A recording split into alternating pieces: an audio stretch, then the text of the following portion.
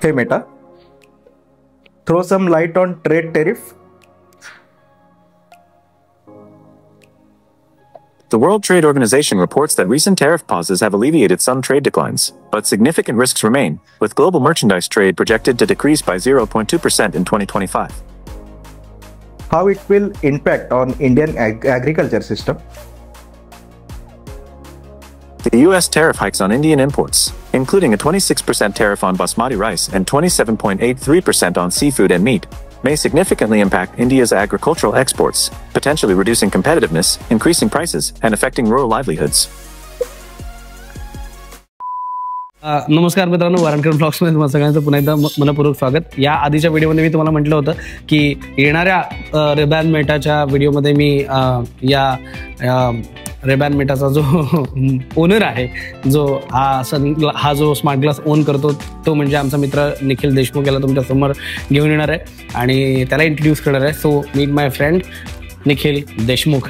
Thank you so much. Basically owner वगैरे या काही गोष्टी नसतात. ओनर म्हणजे मी तसा नाही, म्हणजे ही इज ओनिंग दॅट, ही म्हणजे त्याने बाय केलेला आहे. कसं आहे माहितीये का मित्र निखिल, की एखादा व्हिडिओ आउट झाला ना की लोक विचारतात मला, हा तू घेतला का, कितीला आहे, मग कशाला खोटं बोलायचं ना, जे आहे ते आहे भाई, मित्राने घेतलाय. सो मला पण क्युरिओसिटी होती तर मी आलो बघायला, त्यामुळे मी ते ओनरशिप बाबा मी तुझ्याकडे दिलेली आहे असं आहे. सो या व्हिडिओमध्ये मी खरं तर गेल्या व्हिडिओमध्ये बरेच आस्पेक्ट सांगण्याचा प्रयत्न केला. सो या व्हिडिओमध्ये निखिल त्याच्या स्टाईलने तो तुम्हाला त्याचे जे काही त्याचे जे व्ह्यूज आहेत, हा रेबॅन मेटा घेण्याच्या मागचा वगैरे ते सांगे. निखिल, तुला का वाटलं यार हे घ्यावंसं का वाटलं, आणि कुठे घेतलास तू हा फोन, हा स्मार्ट ग्लास? ऑनलाईन घेतलायस की ऑफलाईन घेतलायस? नाही, काय झालंय, आपले काही काही ट्रेनिंग्स चालू असतात.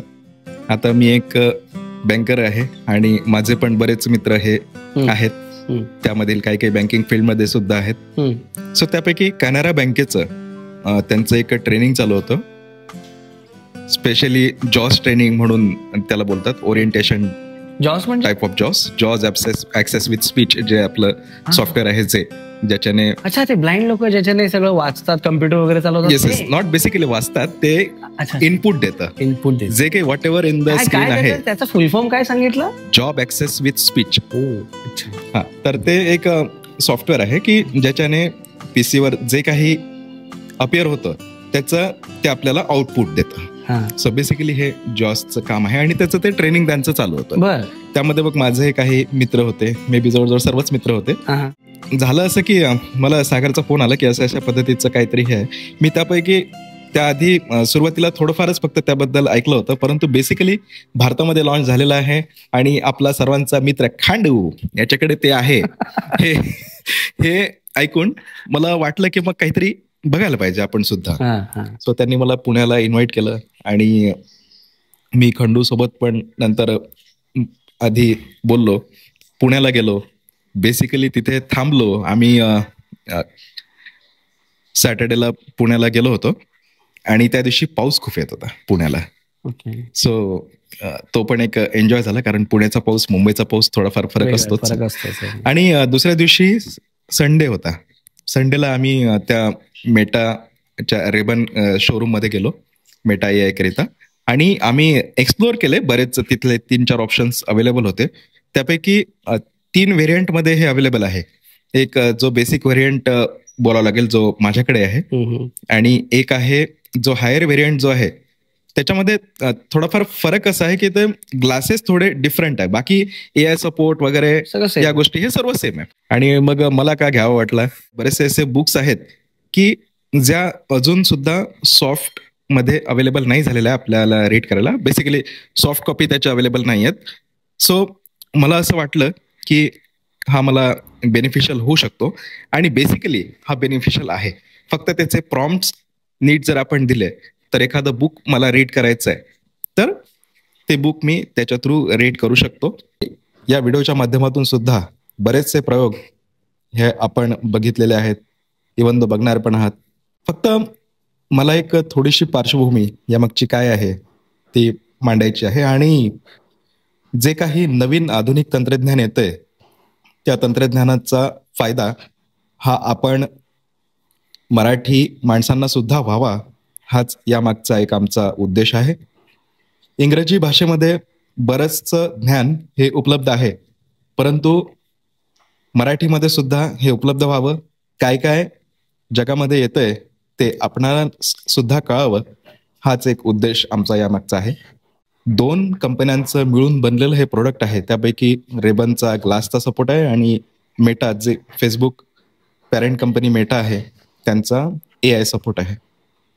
याकरिता बेसिक रिक्वायरमेंट्स याच आहेत की तुमच्याकडे इन्स्टा किंवा फेसबुक या 2 पैकी एक अकाउंट असणं मॅन्डेटरी नसेल तर तुम्ही ते क्रिएट करू शकता, आणि फेसबुक मेसेंजर सुद्धा.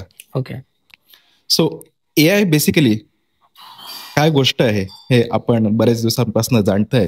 बेसिकली 2020-21 नंतर या गोष्टीचा बऱ्यापैकी प्रचार झालेला आहे आणि बरेचसे प्रयोग सुद्धा झालेले आहेत.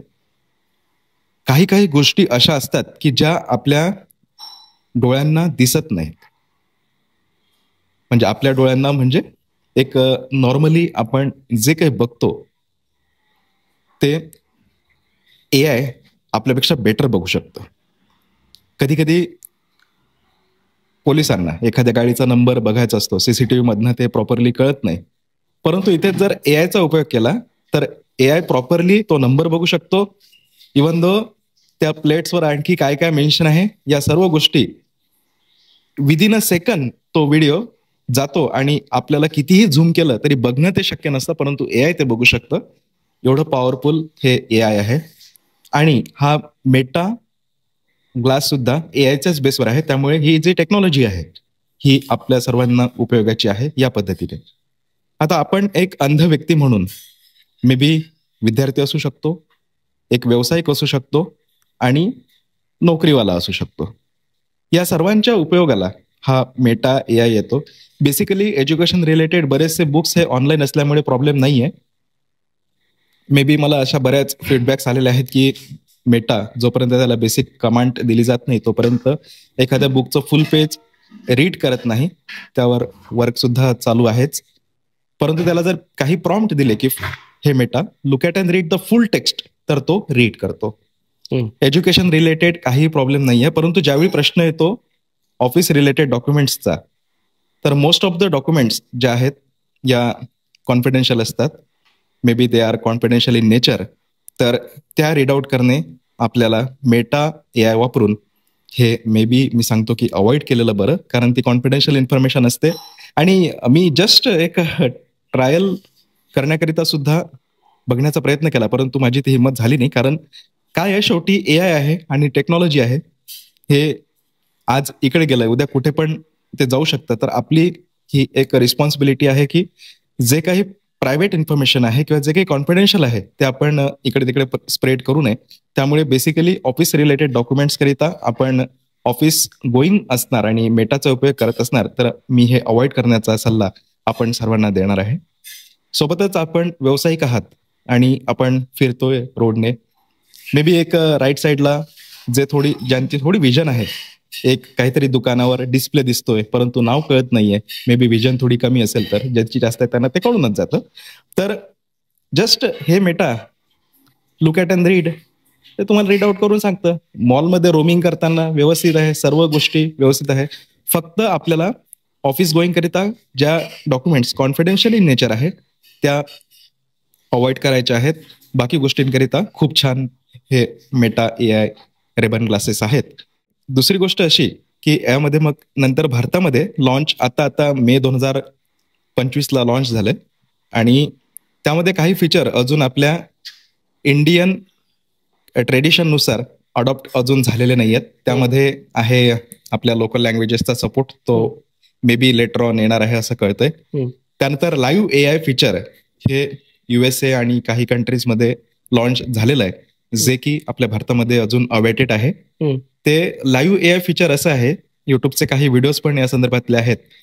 तर मे बी की मला समजा सूप बनवायचं आहे आणि मी त्याला विचारतोय सूपची रेसिपी, तर ते पण रेसिपी तर दाखवेलच. फक्त आपल्याला हे मेटा आणि नंतर आपली रेसिपी त्याला विचारायचं काय जे करायचंय, मग एक त्याला आपण दाखवत राहायचं कॅप्सिकम, मग तो सांगेल की हे कशा पद्धतीने वापरायचं. आणि त्याला जर गाजर दाखवलं तर तो सांगेल हे कशा पद्धतीने वापरायचं. मे बी त्याला जर कॉर्न दिसलं मध्येच तर तो सांगेल की मग त्याचं हे सूप बनवू नका, तुम्ही त्याचं वेगळ्या पद्धतीने अशा पद्धतीचं सूप बनवू शकता. मध्येच जर त्याला मे बी ऍपल दिसलं, ऍपल आपण दाखवलं तर तो सांगेल की हे सूपमध्ये वापरायचं नाही. तर असा तो लाईव्ह एआयचा सपोर्ट आहे.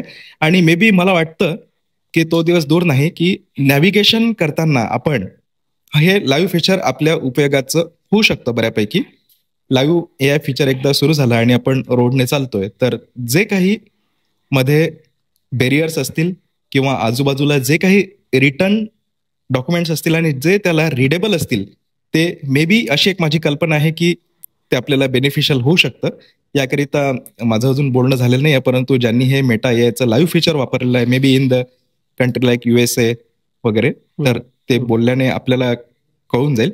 परंतु तरी सुद्धा आपल्याला काळजी हीच घ्यायची आहे की हे फुलप्रूफ नाही. मे बी कुठलीच टेक्नॉलॉजी ही कधीच फुलप्रूफ नसते, परंतु आणि हे एआय फीचर आपल्याकडे आलं, नॅव्हिगेशनला बेनिफिशियल होत असेल तरी सुद्धा आपण 100% या टेक्नॉलॉजीवर रिलायबल राहू शकत नाही आणि राहू सुद्धा नाही. अच्छा, लाईव्ह ट्रान्सलेशन बद्दल काय सांगशील? लाईव्ह ट्रान्सलेशन हे वर्क कसं करतं तर ते सुद्धा बेसिकली काही वेस्टर्न कंट्रीजमध्ये सध्या लॉन्च झालेलं आहे आणि इंडियामध्ये अवेटेड आहे.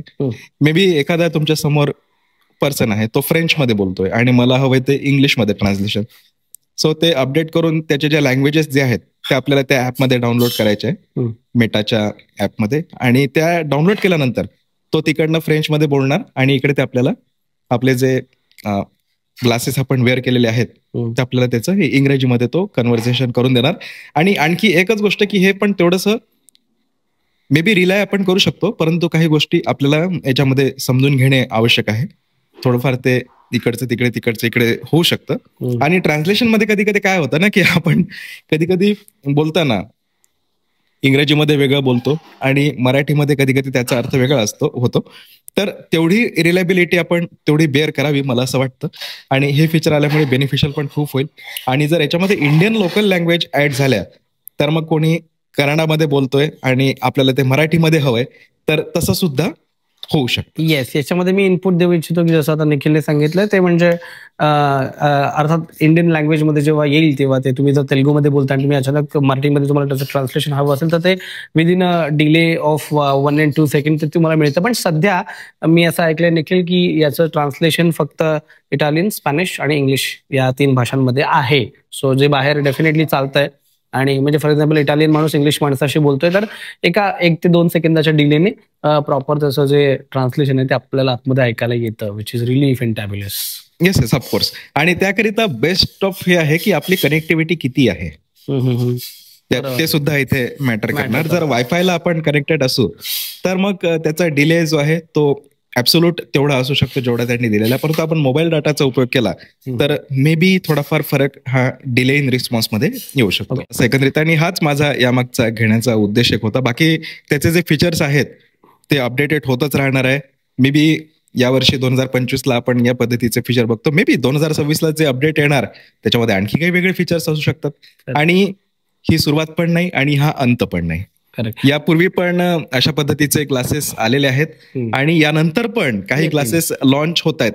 मला आताच कळलं होतं की एक 19 जुलैला काहीतरी लॉन्च झालेलं आहे, परंतु मला त्याच्याबद्दल एवढी माहिती नाहीये त्यामुळे मी बोलत नाही. असं काय टॉपली की असं काहीतरी ऐकण्यात आहे माझ्या. आणि एक आणखी एक्सपेक्टेड आहे लॉन्च होणं एका कुठल्या तरी वेगळ्या कंपनीचं, मे बी ते ऑगस्ट-सप्टेंबर मध्ये. सो इथून पुढे पण येतच राहणार आहे. त्यामुळे आपल्याला जर याची खरेदी करायची असेल तर आपण सर्व याचे फीचर्स बघून नीट पारखून आपण खरेदी करू शकता जर आपणास खरेदी करायचं असेल तर. बरं, ह्याचं कॉलिंग फीचर तू किती आजमावलंयस आणि कसं वाटतं तुला? ते काय तुझं काय व्ह्यू आहे त्याच्याबद्दल? काय खरं सांगू तर सुरुवातीला मी याचं कॉलिंग फीचरच आजमावलं. हे मेटा कॉल आणि नाव घ्यायचं तर बरोबर कॉल करतं. आणि मी काय नंतर पहिल्या दिवशी फक्त मी हे मेटा बोललो. त्यानंतर तो ग्लास असा माझा लावलेला असायचा, त्याला एक प्रॉम्प्ट आहे, तिथे असं प्रेस करून ठेवलं ना की हे मेटा बोलायची गरज नाही, कॉल बस एवढंच. Okay, look at and read बस एवढंच. गुड. तर असं त्याच्यामध्ये ते खूप छान फीचर आहे. बरं, व्हिडिओ मेकिंग बद्दल तू कधी व्हिडिओ बनवलायस, कोणाचा फोटो काढलायस, काय वाटतं तुला? असं केलं तू? मी फोटो वगैरे काढलेले आहेत. बेसिकली आम्ही तिथे शॉपिंगला गेलो होतो पुण्याला असताना. सो ते दुकान तर माहिती होतं कुठलं आहे, तर तरी सुद्धा क्युरियोसिटी म्हणून आपण बघावं काढून. तर फोटो काढून लुक ॲट अँड रीड. आणि एक सुंदर असं तिथे झाड होतं, त्या झाडावर काही पक्षी होते तर त्याने पक्षी तर काही अचूक ओळखले नाही, परंतु झाडावर बर्ड्स आहेत त्यापैकी 4-5 बर्ड्स त्याने नावं सांगितले. पण मला अजूनही वाटतं की ते काही एवढं ॲक्युरेट नव्हतं, परंतु तेवढं ते होतं, व्यवस्थित होतं, जे काही होतं ते व्यवस्थित होतं. राईट. येस. राईट. सो तर ओव्हरऑल निखिल काय वाटतं यार तुला, म्हणजे तू आता हा घेतलायस, एक्साइटमेंट खूप असेल, काय सांगशील ओव्हरऑल समरी, काय सांगशील का घेतलायस तू आणि त्याचा कुठं लोकांनी वापर करावा? कारण शेवटी बघ, रेबॅन मेटा हा AI वरती चालणार आहे, तर मग लोकांची काय रिस्पॉन्सिबिलिटी असली पाहिजे हे सगळं वापरताना, आणि कुठे कुठे वापरलं पाहिजे, नाही वापरलं पाहिजे, याबद्दल थोडंसं आमच्या प्रेक्षकांना सांग. की जरी इंडियन लँग्वेजचा सपोर्ट आला नसेल तरी सुद्धा काही जे काही मराठी किंवा हिंदीमध्ये रिटर्न आहे तो त्याला जेवढ्या पद्धतीने ट्रेन केलेला आहे, AI म्हणजे शेवटी ह्युमननेच बनवलेला सॉफ्टवेअर आहे, सो त्याला ज्या पद्धतीने सध्या ट्रेन केलेला आहे मेटाच्या AI ला, तेवढ्या त्याच्या कॅपॅसिटी पर्यंत तो तुम्हाला सांगतो. बरोबर. मला एक्झॅक्ट आठवत नाही, त्याच रोमिंगचा हा एक किस्सा आहे की आम्ही फिरताना एका दुकानावर मराठी नाव होतं, तर मी जस्ट त्याला विचारते, 1-2दा तो ट्राय केला, परंतु ते काही जमलं नाही. त्यानंतर मात्र त्याने इट्स लुक लाईक ॲज, त्यानंतर त्या दुकानाचं काहीतरी असं वेगळंच नाव सांगितलं होतं की जे इंग्लिश ॲक्सेंट मध्ये होतं. ओके. सो असं एकंदरीत आहे. लोकल लँग्वेज सपोर्ट आल्यानंतर आणि लाईव्ह AI फीचर भारतात लॉन्च झाल्यानंतर म्हणजे मी सुद्धा त्याकरिता खूप एक्सायटेड आहे बरं का. ऍक्च्युली मी सुद्धा एक्सायटेड आहे. लाईव्ह AI मध्ये ना आमच्यासारखे जे ब्लाइंड मंडळी आहेत ना, त्यांच्यासाठी खूप तो उपयोगाचा फीचर आहे. कारण की सायटेड लोक, डोळस लोक जेव्हा बाहेर फिरतात तेव्हा त्यांच्या डोळ्याच्या माध्यमातून सगळी इन्फॉर्मेशन सतत रिसीव्ह केली जाते. एखाद्या ठिकाणी दृष्टिक्षेप फेकला की त्या दुकानांची नावं, पाट्या, हे सगळं ते बघत असतात डोळ्यांनी शांतपणे. पण हेच आम्हाला मिळणार आहे आता डायरेक्ट ऑडिओच्या स्वरूपात लाईव्ह AIच्या माध्यमातून. बट अनफॉर्च्युनेटली यावर्षी ते अजूनही इंडियामध्ये आलेलं नाही, हे ना? आलेलं नाही. बरोबर आहे ना मी बोललोय ते? Yes yes yes. म्हणजे लिटरली कानाच्या द्वारे आपल्याला सगळं, म्हणजे याआधी ना मित्रांनो आमच्याकडे एक ऍप होता सीइंग AI म्हणून, आहे अजूनही. तर त्याच्यामध्ये हा एक ऑप्शन आहे की तुम्ही मोबाईलचा कॅमेरा सतत चालू ठेवा आणि चालत राहा, तुम्हाला सगळ्या दुकानांची नावं ऐकायला मिळणार. पण हे किती देखील वाईट, विचित्र दिसेल की आपण असा फोन घेऊन चाललोय आणि आपल्याला ती नावं मिळतात. सो त्याच्याऐवजी डायरेक्ट ग्लासमधूनच आपल्याला तो इनपुट जर आपल्याला मिळत असेल, ते सगळी माहिती मिळत असेल तर किती छान ना. Yes yes yes, of course. आणि सीएआयचं नाव काढलं तर याला काही ऍप्स आहेत ना, कनेक्ट करू शकतो आपण. हो का? त्यापैकीच एक म्हणजे बी माय आयज. याचं अकाउंट फक्त आपल्याला तिथे कनेक्ट करायचं आहे. आणि ते कनेक्ट केल्यानंतर जर आपण एखाद्या डीमार्ट मध्ये गेलोय आणि आपण एखाद्याला कॉल केला तर आपल्याला काय करायला लागतं, मोबाईल असा फिरवावं लागतं इकडे तिकडे, मग तो सांगतो आपल्याला. ते गरज नाही त्याची. ते डायरेक्टली ग्लास आहे, मोबाईल खिशात आहे, डायरेक्टली आपण त्याला सांगू शकतो की प्लीज गाईड, अशा पद्धतीत जे काही आपण बोलतो त्याचं जो काही आपलं. एक मिनिट गाईज, मला थोडं कन्फ्युजन आहे. म्हणजे कोणी तिकडनं ऑनलाईन बघत असतं का आपल्याला? व्हॉलंटियर येतो का? तो व्हॉलंटियर असेल आणि लाईव्ह AI सारखंच, म्हणजे ऑलमोस्ट. येस येस, तो व्हॉलंटियर असेल, तो आपल्याला गाईड करत असणार. परंतु आपला जो व्हिडिओ जाणार तो वाया ग्लास जाणार, नॉट वाया मोबाईल काढायची फ्री. येस, गुड या, फॅन्टास्टिक. आणि लाईव्ह AI फीचर त्याकरता आपण एक्सायटेड आहोतच. परंतु एखादं मी तिथे जसं काही चॉकलेटचं किंवा वेफरचं पॅकेट उचललं आणि त्याला जस्ट विचारलं हे Meta look at and read, तर ते सर्व एक्सपायरी पासनं, त्याच्या प्राइस पासनं, हे आपण प्रयोग यापूर्वी बघितलेले आहे. शॉपिंग करिता, रोमिंग करिता खूप उपयोगाचं आहे हे. आणि शेवट करताना आम्ही हेच सांगू की हा जो प्रामाणिक प्रयत्न होता, हा त्याचे फीचर्स काय आहेत, त्यानंतर बेनिफिट्स काय आहेत, ऍडव्हान्टेजेस काय आहेत, डिसएडव्हान्टेजेस काय आहे, हे सर्व तुम्हाला सांगितलेलं आहे. शेवटी डिसिजन तुमचा आहे. आणि याच्याही पुढे मी जाऊन बोलेन की आम्ही काही यांना एन्डॉर्स करत नाही आहोत आणि हा काही पेड प्रमोशनचा व्हिडिओ नाही. आम्हाला काही रेबॅनने पैसे दिले नाहीत, निखिलने स्वतःच्या कष्टाच्या पैशाने हा विकत घेतलेला आहे. त्यामुळे आम्ही पुन्हा एकदा सांगतो की आम्ही काही एन्डॉर्स वगैरे करत नाही या प्रॉडक्टला. डिसिजन संपूर्णपणे तुम्ही विचार करून घ्यायचं की नाही घ्यायचं ते ठरवा. So that's it for this video guys. Video आवडला तर प्लीज लाईक अँड शेअर जरूर करा. भेटूयात याच रेबॅनच्याच आणखी एका पुढच्या भन्नाट व्हिडिओमध्ये. Thank you Nikhil. Thank you so much. चला.